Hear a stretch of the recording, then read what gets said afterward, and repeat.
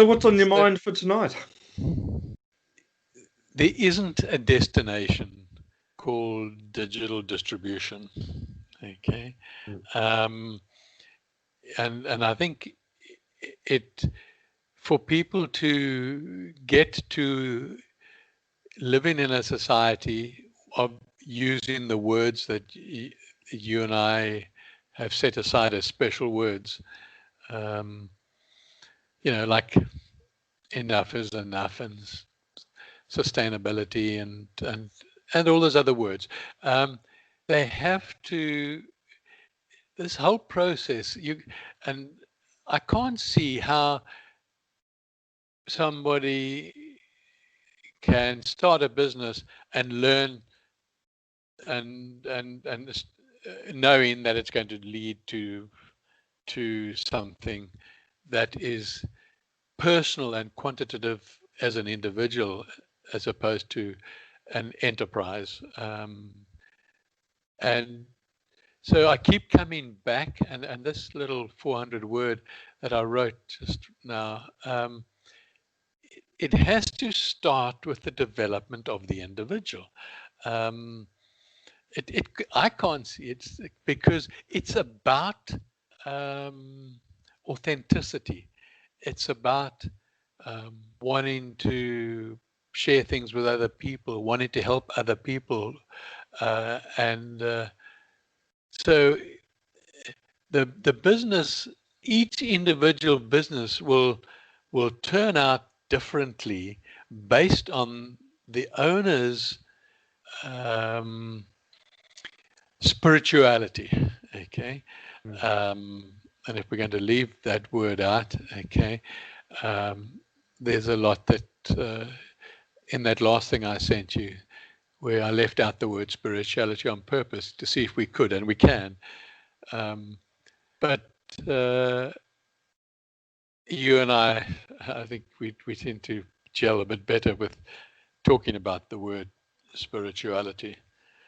And so I'm not sure. We can help people start a business, but you can't start a business any other way than, finding something that you love to do, that you enjoy doing, and then planning to set about creating that business like we've always done. And then, asking questions about, what is my intent? Sure. Okay, so we've got good intentions, and we want to make a living, and and once we get to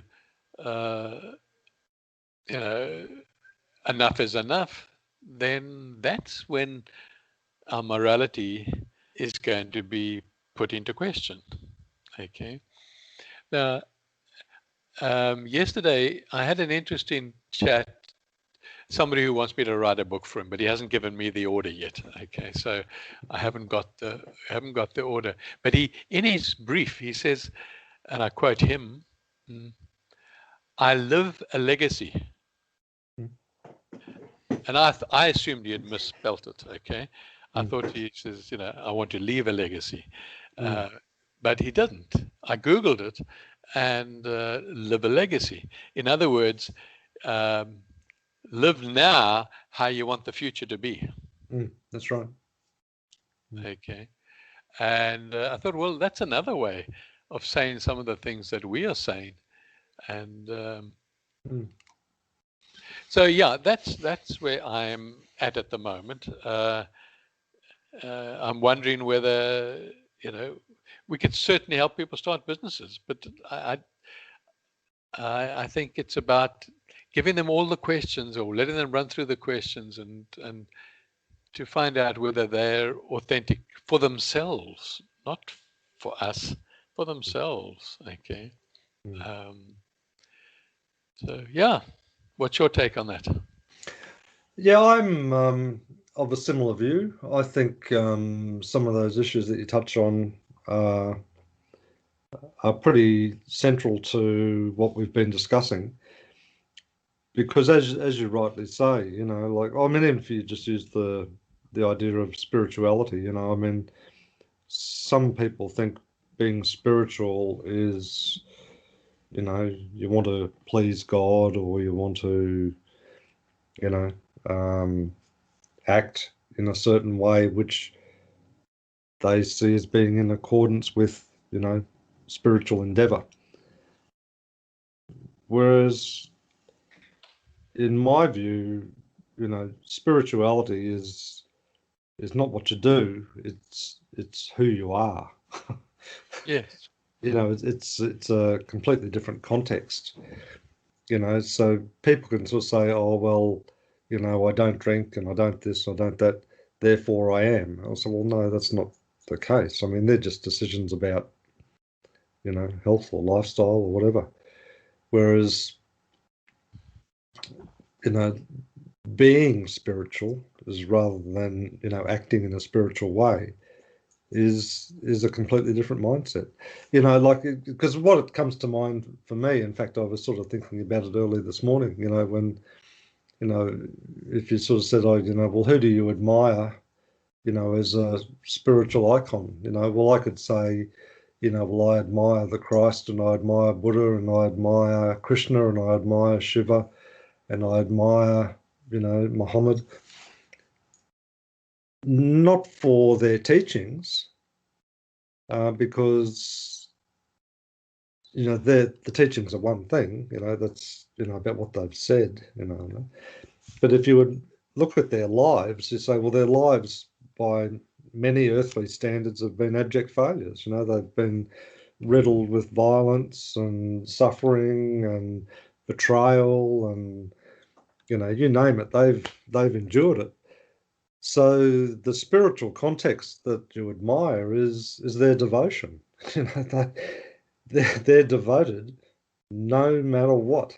You know, like, Right. oceans of devotion. You know, I mean, well, that's what you admire, and that's what being spiritual is, in my sense. You know, in my, whatever turns up in your life, because we all walk our own paths and we all have our own experiences. But whatever turns up in your life, is that, notwithstanding that, whether it's, you know, obscene wealth or, you know, obscene suffering, you know, it your response to that is about whether you're being spiritual or not. And the same idea can apply very much in the business sense. You know, that some businesses are extremely prosperous. You know, but how they go about it, and you know, how that wealth is obtained, and whether it's at the cost of others, or whether it's something that just develops in its own natural form organically, or through innovation, or whatever. You know, the response to that is going to be the spiritual, you know, response, or not. You know, it could well be that if you look at, you know, some of our favorite sort of subjects, you know, like the Amazons and those sort of people, you know, their whole business strategy is based on destruction of others for their own Yes. gain. You Oh, know. absolutely. And that's a prime strategy. You Mm, know, open up in a location, and the first thing you do is drop your prices as low as as mm, you can, in order to put the people that were there or are still there out of mm. business. Yeah, exactly. Okay. It's So quite you put a. them out of business, you put their staff out of business, you put the Mm, owners out of business, and you turn the area into poverty. yeah, exactly. Okay. So yeah, we're on that track. So our job is to make people aware. And we said this last time. Okay, we make people aware of what's going on. We Okay, do, but but I think. we Mm, can't make them. It's a choice that they've got to make. You spoke about that as well, about the personality. You know, choose the animalistic or the mm. spiritualistic. It is their choice, but I think the role that you and I play is to move them from the superficial to the more fundamental aspects of answering that question, why? Mm, You mm, know, so because, you know, and this is a sweeping generalization on my part, but when you look at, you know, why do you want to go into business, or why do you think this is a good idea? Statements about, or there's a niche in the market, or there's an opportunity here, or there's, money to be made, or whatever, I mean, they're all sort of superficial reasons. They're not the reason why. Yeah. And it's taking it to that next level about, okay, well, what is your motivation? Like, do you have this burning lust to make obscene amounts of wealth for yourself, or is it something a bit more esoteric? And until they answer those questions at that level, then walking the digital distribution way of conducting business is all very theoretical until you cross that initial threshold. And that's why the more I've thought about it, that there's some really fundamental issues that we take them through the business planning model that we're developing. And until you get past that threshold question that you've rightly posed about, well, why, then it's almost like, do not pass go. Yeah, I absolutely agree. So, I think we must develop our training around that. Okay? It is. And also using the Monopoly board as the analogy, along the pathway, that depending on how they, respond or react or whatever to certain key things down that path, it could be that, that Monopoly analogy about, well, go to jail, go directly to jail, do not pass go, Right. because, you've tripped over, so. Yeah, I agree with you. I think whatever they start is irrelevant. Okay. It is, yeah, absolutely. So it doesn't matter whether you're manufacturing condoms or motor cars or whatever. Okay. There's no judgment by us on what business you start. Okay. But why you started is of our business with you.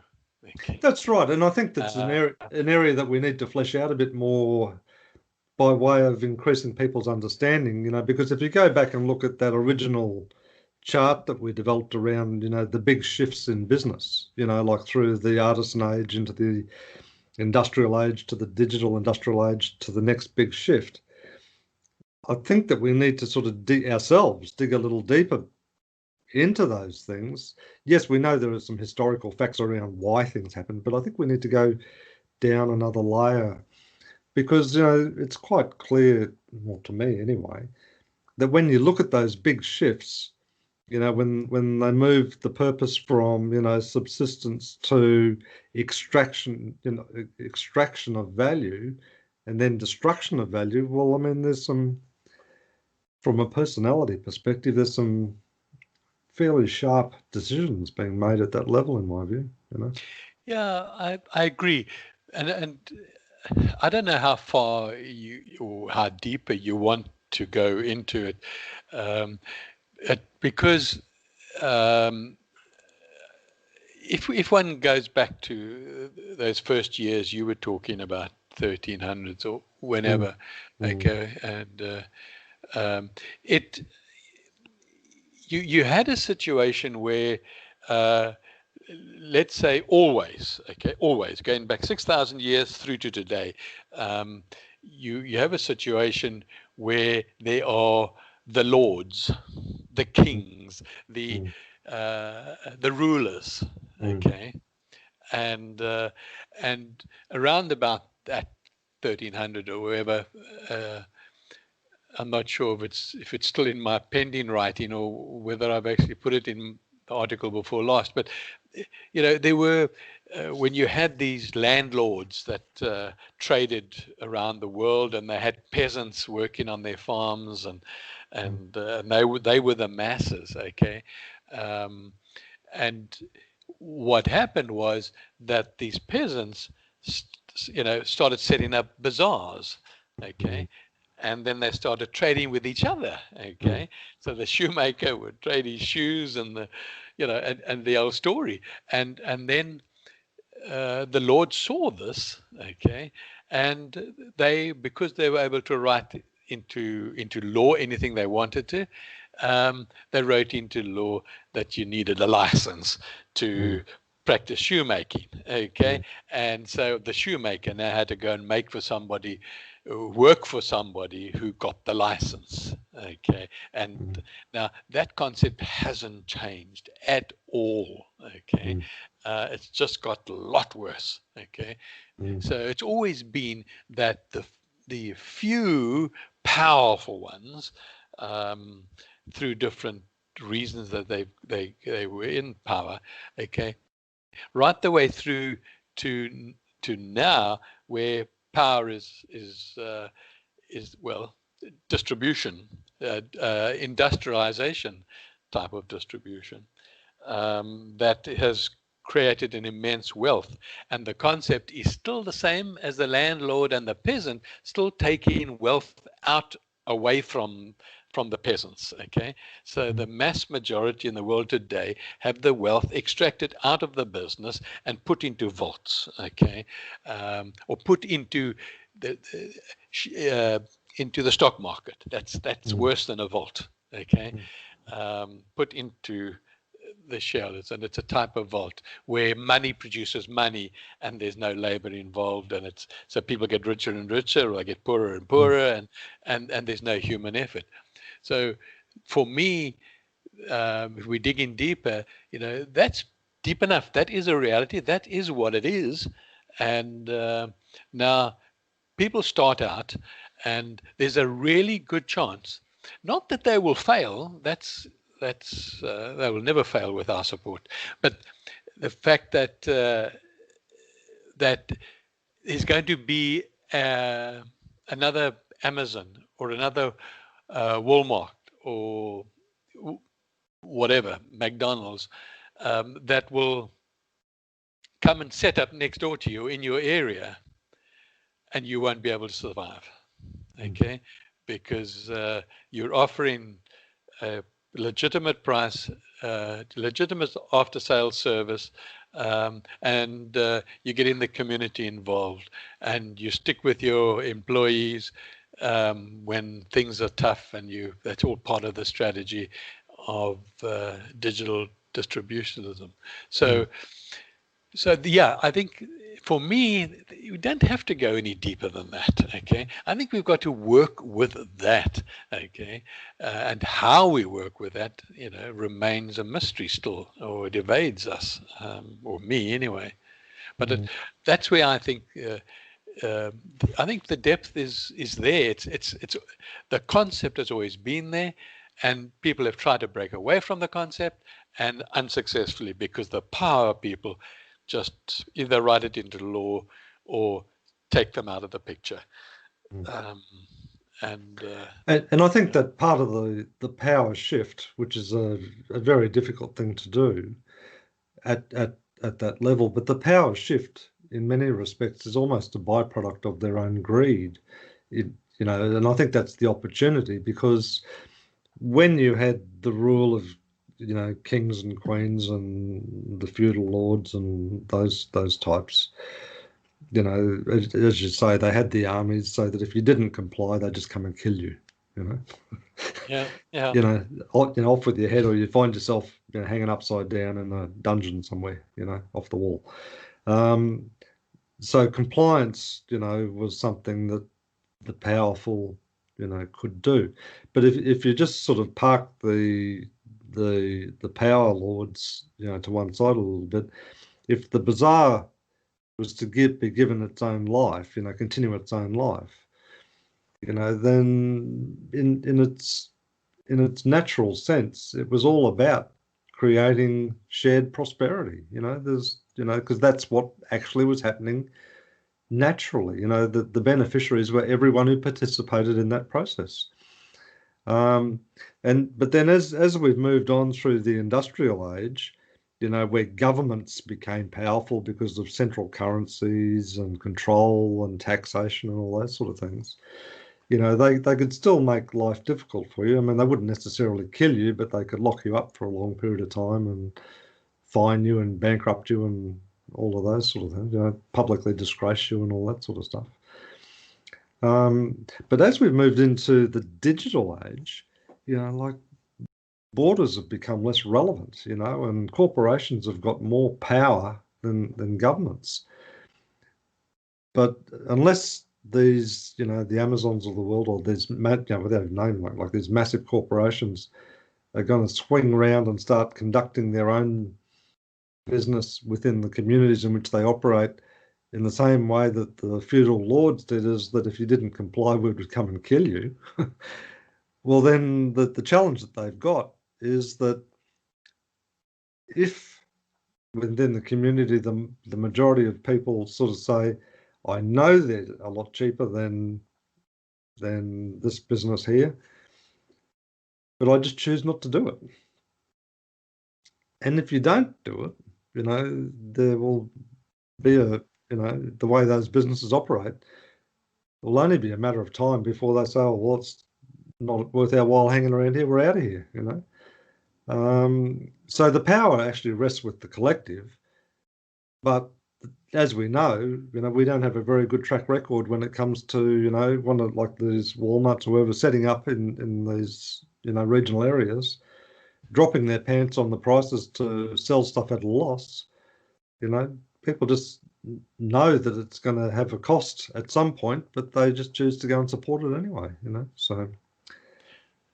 So that's... And they do it so aggressively. It is like a massive war. There were in a state in the United States, there were Walmart. They set up one shop a day throughout the year. Okay, and they often set up two shops in pretty close proximity. Okay, to really make sure that they kill all the other competitors that were there before they set up. Okay, having set up and killed all their competitors, okay, and put these people out onto the street, they then take the worst of the two of their own shops and just close it down. Yeah, just shut it down. Yeah. Just close it down. Okay, to hell with the employees, anybody, it's just gone. So we know this, and people, more and more is coming to light on the internet, but the masses don't see it, and they're not going to start a business even knowing that this exists, but there might be a handful. I'm a little more optimistic, because I think if you look at it at the level of, potentially like animal cruelty, like, when people go and stand in front of the egg stand and say, do I buy free range eggs, or do I buy,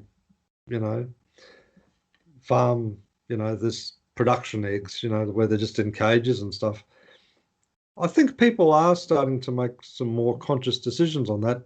And even economically, they know that free range eggs are going to cost more than those, factory produced eggs and stuff like that. So if they're prepared to start to make decisions around those things, I don't think it's a huge leap.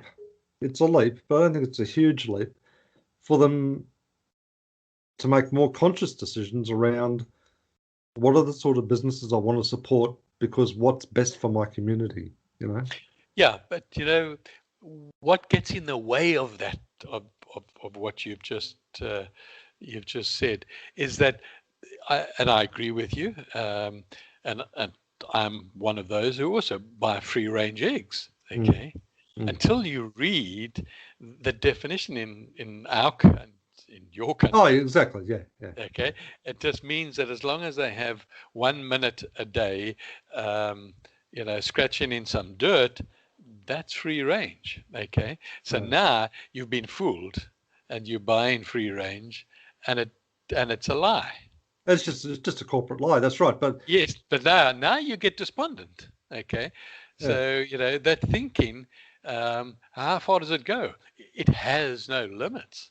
Okay. No, but I think though that as we encourage businesses, and new businesses, and people who support those businesses to look a little more critically at some of this stuff, and I think and each of us carries a responsibility for that. We can't just blindly say, oh, I'm going to go and spend, money at Amazon or Uber or whatever, because that's the best deal for me. Well, it's not the best deal for you, because you're not isolated from the community in which you live, and we need to be asking people, and maybe that's part of the business, the way the business conducts itself, is to keep people informed about the true cost of doing business. And that's not only about, why I charge this, or why I employ this sort of people, or why I use these sort of technologies, but it really is about, honest, descriptions in their marketing, that when we say free range, this is what we actually mean. And I think it's that level of honesty and that level of dialogue that needs to start to happen a little bit more in the community, that when someone's talking to someone, they should be asking more questions rather than, and it's a big thing, like, how do you educate a consumer? That if you're buying the cheapest thing in the market, then like, for example, one of my pet hates is, like, if you're going to go and buy furniture at IKEA, yes, it's cheap, but you know what? Probably ain't going to last more than 2 years. So if you're buying furniture every 2 years, is it cheap? That one company, it's responsible for something like, 3% of the deforestation of the planet, because of the endless rubbish that they churn out. Is that in our best interest? We're actually, like, cutting our lungs out, because we want cheap furniture, like,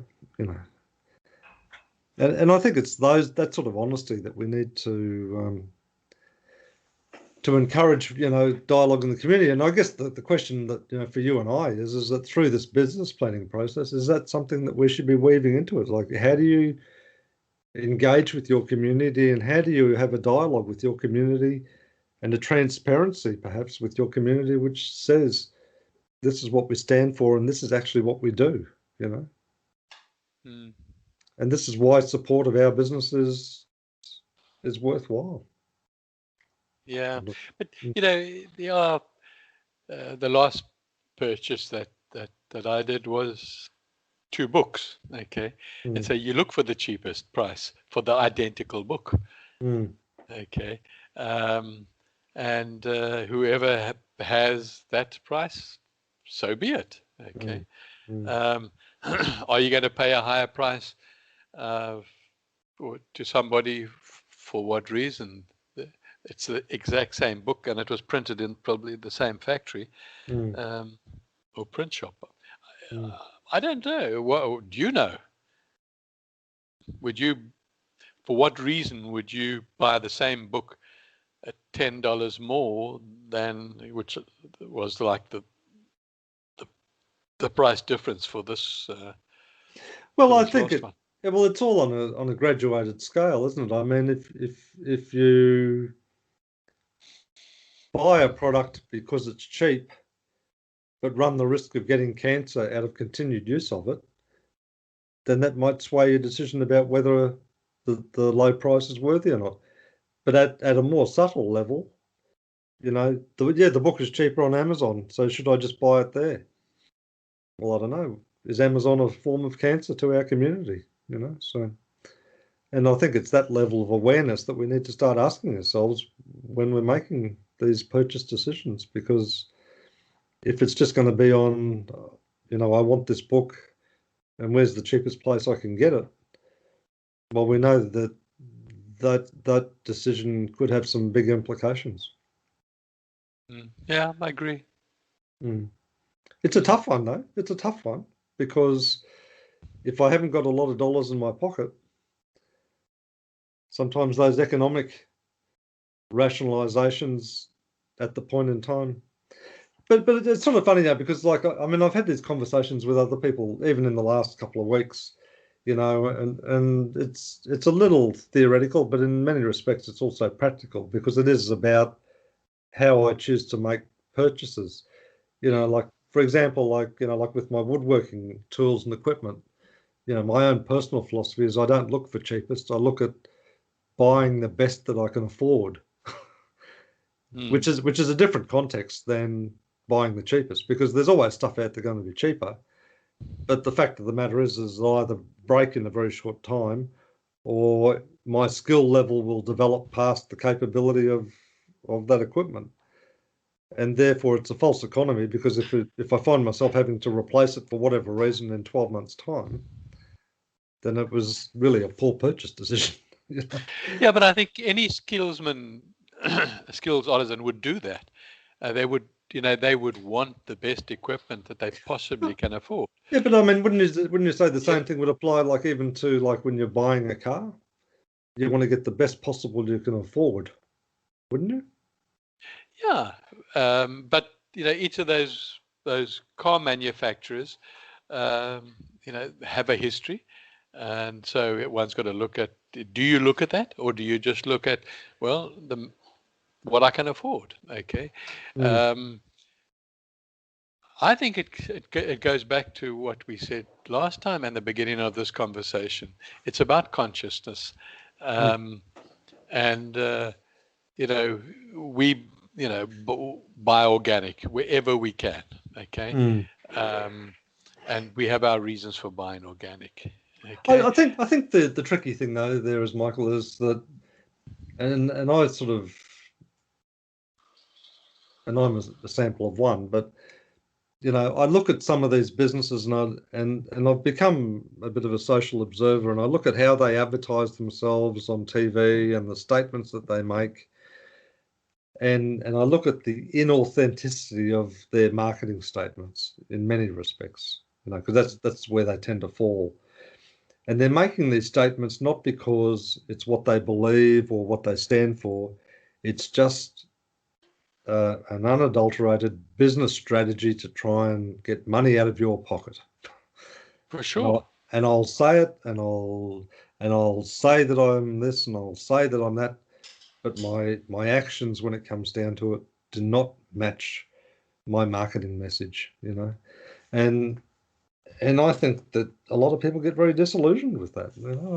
I'm sure they do. I know that I sit there and look at this stuff, and even that organisation where I was doing some work there, recently, RACQ, they're always like, oh, we're right there for the community, and we're generous in our spirit. And that.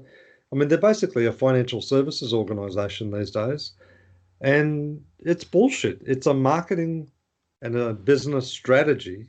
It's not an authentic response. Yeah. And it's a bloody lie. It's like, maybe these people who sell eggs, we're concerned about our animals and our farming practices, and we therefore support free range. And as you say, when you look at the definition, free range means 1 minute a day and scratching in a bit of dirt somewhere. Like, well, that's bullshit. That's just an unadulterated lie to try and get me to pay more for a product, and trying to use guilt and maybe a compassionate response to the animals as a means of extracting that money from me, so. Yeah, lying to you to get an inauthentic response, emotional response. Yeah.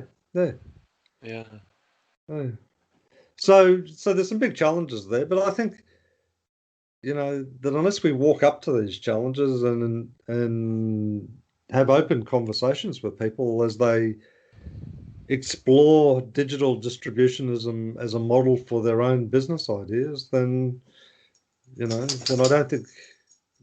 don't think we would be authentic unless we were prepared to have the honest, open discussions about the good and the bad, the ugly of what's going to transpire with this business model, because it's not a utopian world out there, not yet anyway.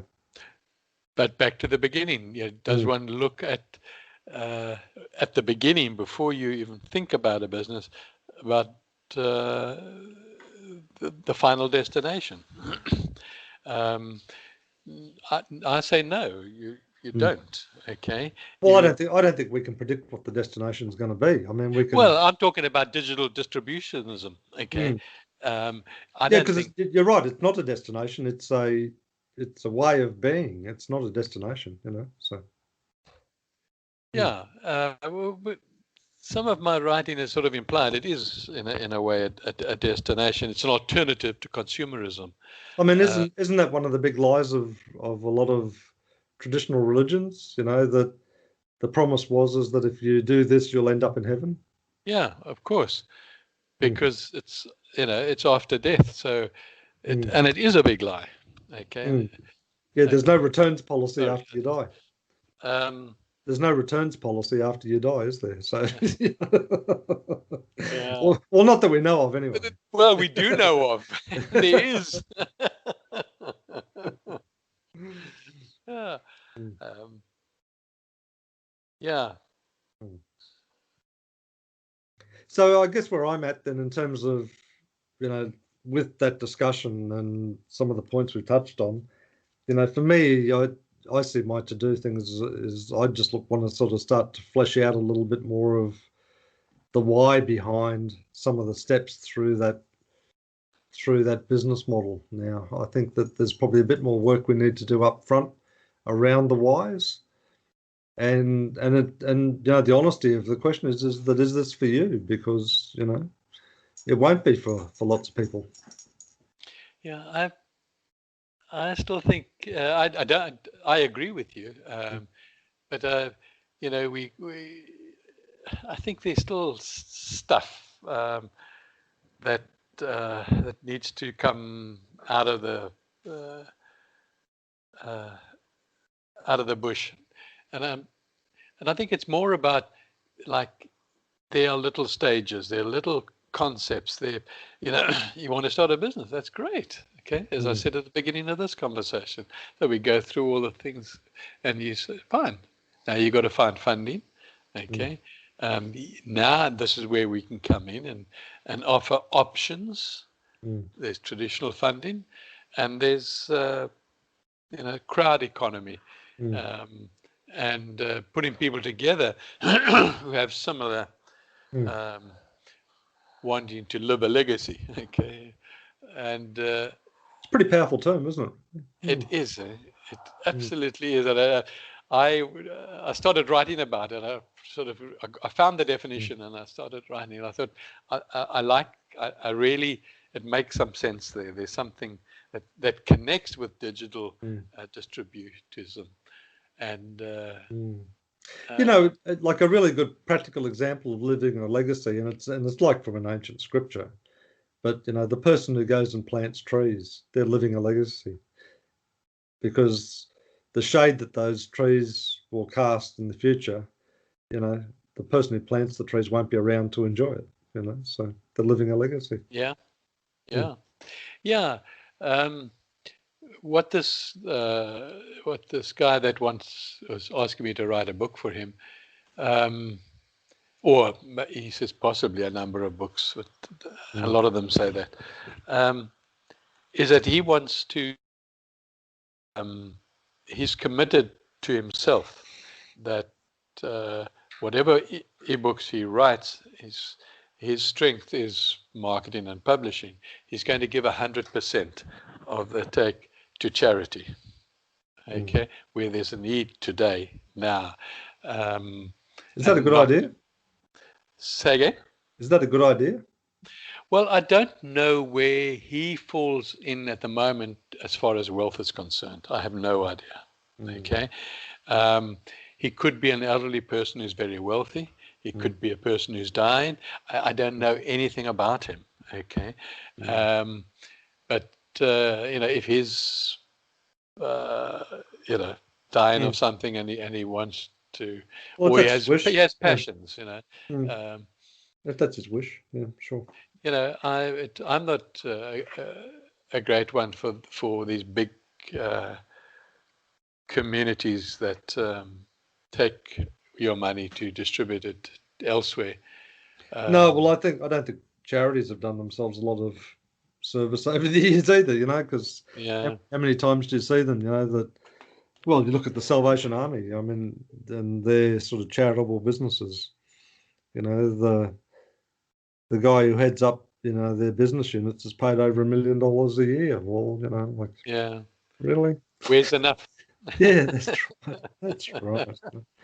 Yeah. Who- But who anyway, you serving? Yeah, yeah. the point is this is how he defines in a very short introduction to me. I mean, we haven't gone into a discussion yet. He asked my opinion about stuff, and I did give him that, and maybe I shouldn't have, because I'm waiting for him to reply. Mm. And anyway, we'll see. So coming back to